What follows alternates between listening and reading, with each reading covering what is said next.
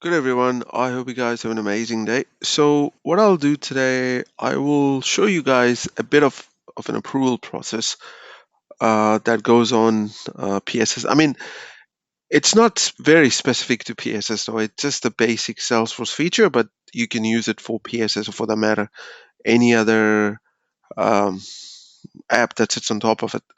Um, so the reason why I wanted to show you this simple process, obviously, I'm pretty sure that you guys would know how to do it if you have done admin cert. That's just pretty basic, right? But what normally happens, right? So the approval process, the theory behind approval process, there's a philosophy, right?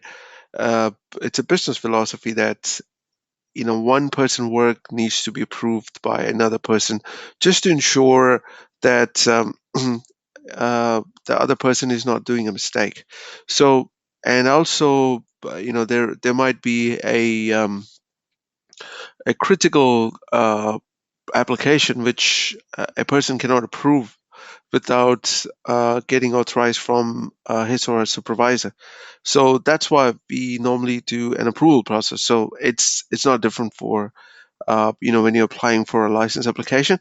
So normally, like I said, right, if you're using public sector, um, the chance for there's a the, I would say that it's 100% that you as a user will go to the website and apply for a licensing stuff, right, and upload all the documents. So you can build that screen using an Omni script, which is I'll show you one of the Omni script which is there. But for now, I'm just going to show you a very basic object which I've enabled on Experience Cloud, which is not a really great way to do so, but just to prove a point to show you how the approval process works, right? So obviously, if I go to, so this is a ugly looking Experience site. Now I wanted to apply for a license, so I go here and so I go new. Like I said, it's not a good experience. It's not the right way to do it, but just wanted to show you in a form of a demo. So I say demo application,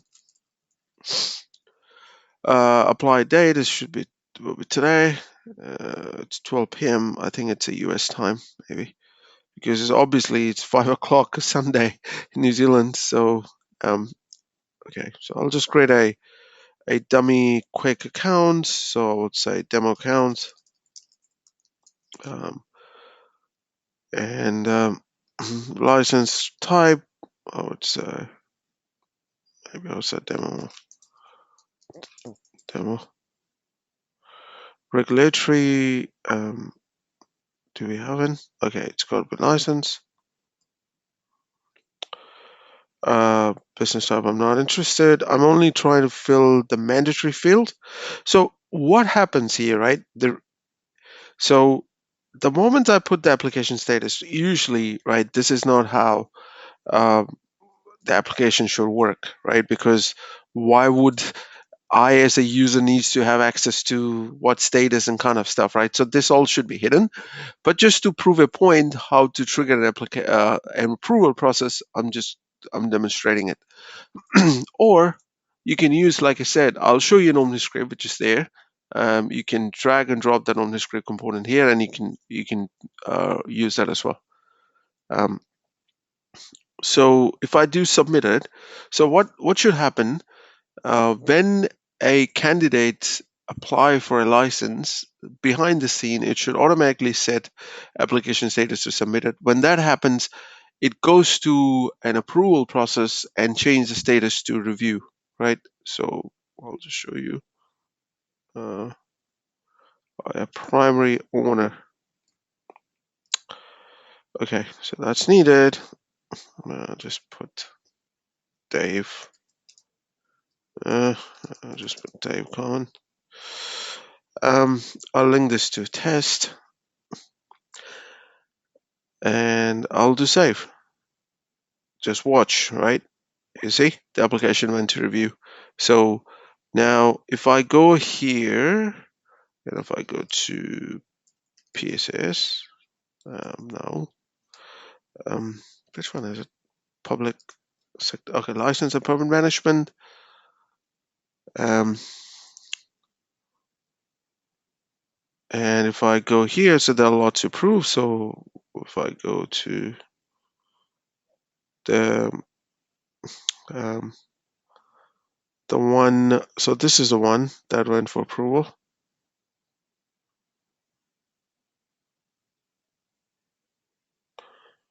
Yeah, this is the one that came to approval, right? So now uh, creating an approval process is a very simple process. Like you might have known how to do that. So if you go to the setup and if I go to approval process,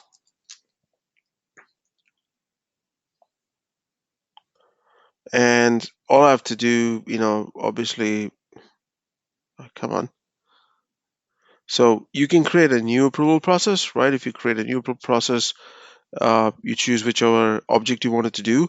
So in my case, I've selected the BLA one. That's the business license application.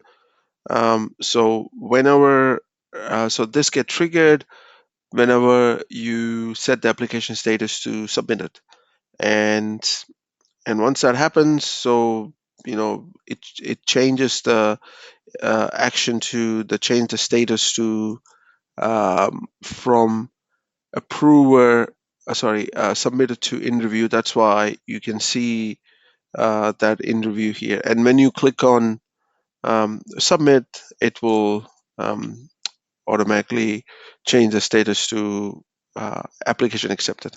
So that's a very simple thing. But the one thing you need to remember that just by creating an approval process, it will not trigger your approval process. I'm pretty sure you guys know that, right? You have to trigger that using Flow. So what I've done, excuse me, in a Flow, it's a pretty simple flow. Um, um, actually, last modified. So this is it's a very tiny flow I've created. There's nothing fancy here. Um, so I have created a flow based on a record trigger. So it's a record trigger flow based on an object.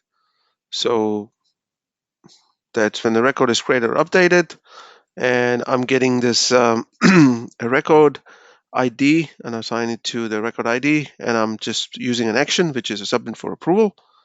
Now, if I go here, it's just an action, right? If you go here, and if you go to action, if you go to submit for approval, so something like this will come the record ID. So you need to have a record ID. So sometimes this doesn't work. So that's in my case what happened when I tried the output from submit for approval. It didn't work, so I have to get an ID. So I put the ID here, and like I said, and then wait a second, come on, and then I have used the name API name of the approval process which I've created. That's all you have to do in this case, right? And yes, of course, if you wanted to do error handling kind of stuff, but this is just a quick and dirty way. So once you have this, whenever you do anything to do with the object, it will trigger an approval process. This is very basic stuff, right? I mean, I'm so, but this is yet very important. So, like I said, the approval process depends upon the business requirement. But that being said, this is very important process to have in place, right? Now, like I said, this is not really a great way to do stuff, right? So you can apply, you can create a side page, and then you can embed an OmniScript for Experience Cloud. So I have an OmniScript here. So one of the prerequisite for PSS, you need to know Omni Studio. So you need to know how to create a flex card, you need to know how to create an OmniScript, you need to know what data raptors are, integration procedures. I haven't done much course on Omni Studio. I acknowledge that, except the one video I've done, like, I don't know, maybe a year or 2 years ago, where I've covered pretty much everything in a one video. It's like a 2 hours video. So if you want, you can go and check that out. So I've explained a lot of things about how to use a flex card, how to use an OmniScript, what are data raptors and different kinds of, like, what is a turbo load, simple load, sorry, turbo extract, my apologies. uh, then a simple extract, then transformation, things in data raptors. Then you have integration procedures.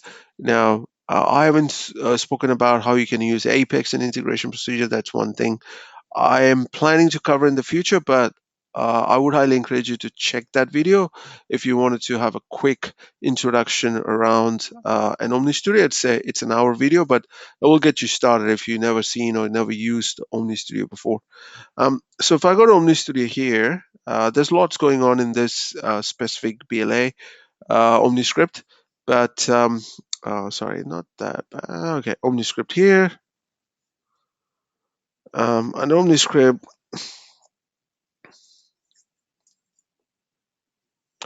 Mind you, Studio is a little bit slower. I don't know why. I've seen this many times in different works I've seen, and behind the scene it compiles to excuse me, it compiles to LWC, Lightning Web Component. So yeah, it shouldn't be that slower. But okay, so I go here and I open this one.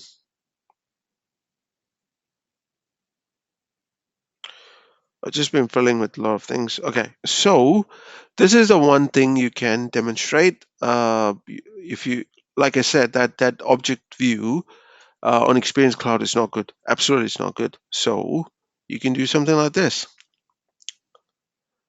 Um, it's extremely slow, which is mind blowing.